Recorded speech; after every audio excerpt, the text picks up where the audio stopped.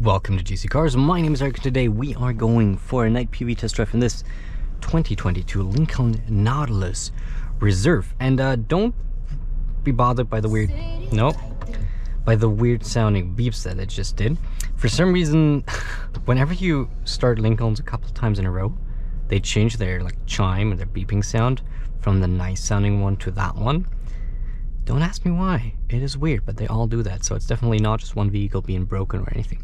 Anyhow, let's take a quick look at the exterior. There we go. That's the normal one. Thank you. Or is it?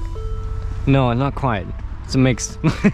Anyhow, winter's here, as you can see. And in this night POV test drive, we are going to test these headlights and the high beams and the automatic high beams and see how well they're going to illuminate the road up ahead here in this Lincoln Nautilus. And as always, we're also going to do an emergency braking test at 60 kilometers an hour. That's 37 miles an hour, and I'm kind of curious how well this will perform given the less than favorable conditions.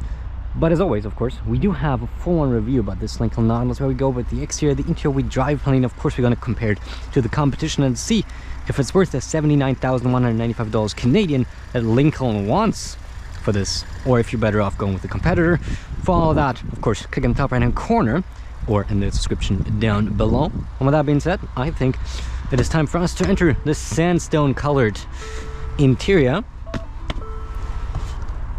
And okay, you can stop the weird beeps, please. Go driving. We wanna keep one light enabled just so you can see a little more. Put in reverse. Heated seats, yes please, because it is quite cold, quite a bit below freezing. Heated steering wheel is enabled, wonderful. Automatic high beams are also already enabled, so we'll see how they act. And from now on, I'll just occasionally chime in, so enjoy.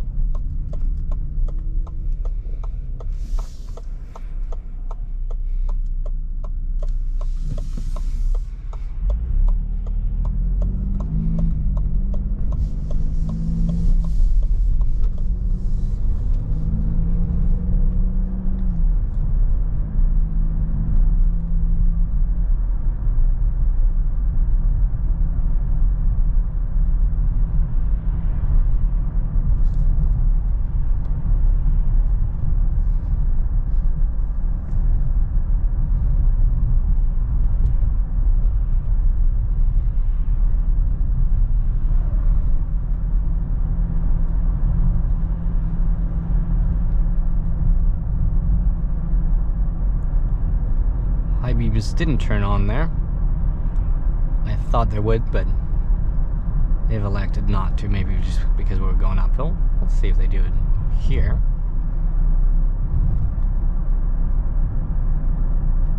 No, we're getting too close to them. But no worries, we'll get plenty of opportunities to test that.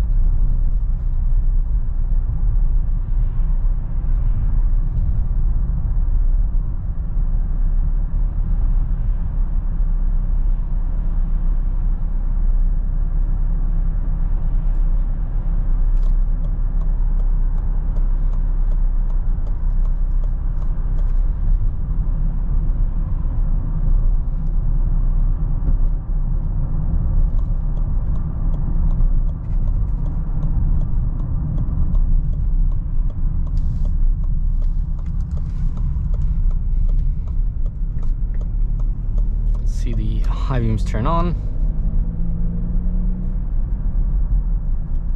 I'm just going to pull over to the right here real quick so we can do our braking test. Just want to ensure that the car behind us is passed. Alright. Wonderful. So we can go back up to speed and do the braking test. And alright, a little faster than usual, but oh yeah, I was definitely having to fight a little bit there. That's my dash cam, my parking mode, because it detected the G-forces. So yeah, definitely noticeable struggling, but overall I think it's still very good. A lot of dive on the front suspension. I'm just going to manually compare headlights to high beams here because for some reason our automatic high beams are not turning on right now. There they are. Hello. Automatic high beams are on. Let's see how quickly they turn off once we see the car up ahead.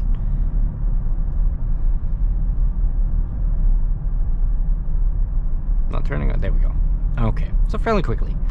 But let's turn off these lights. The little ambient lighting you see, by the way, that's on maximum, so it doesn't get any brighter than this, unfortunately. But hey, not everybody likes ambient lighting, although you can always turn it off, right?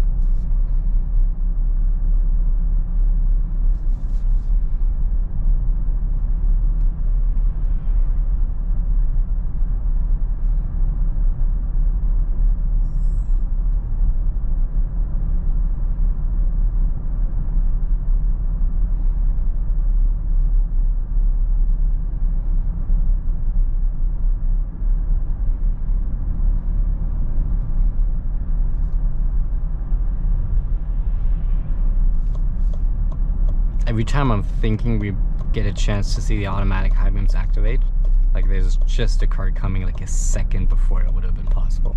Happened like twice in a row right here. Let's see, we see cornering light, come on. And will our high beams activate here?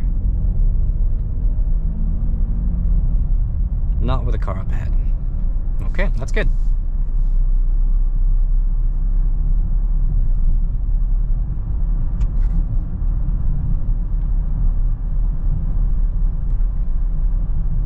There we go. And as you can see, they fade in. Nice and luxurious. Not just pop in, pop out, but like fade in. And now we have the high beams enabled.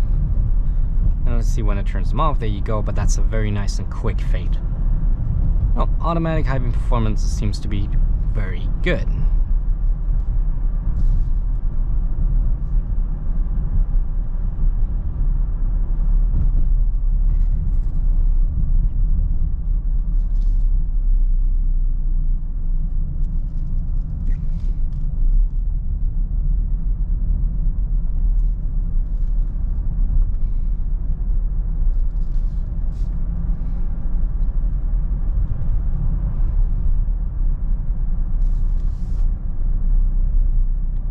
Let's turn back on the light.